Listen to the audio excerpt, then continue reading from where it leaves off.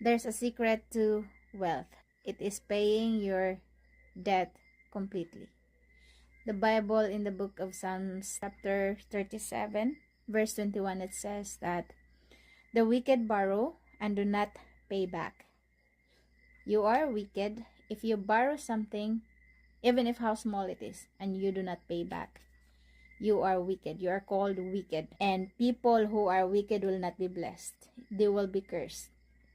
That's why in the book of Isaiah chapter 48 verse 22, it says, "There's no peace for the wicked, says the Lord." We can see this also. All the people that has debts doesn't have peace. They are always thinking about the debts that they are not paying. There's no peace for them even if they are in a place of peace. They are bothered by it. So pay your debts and be free.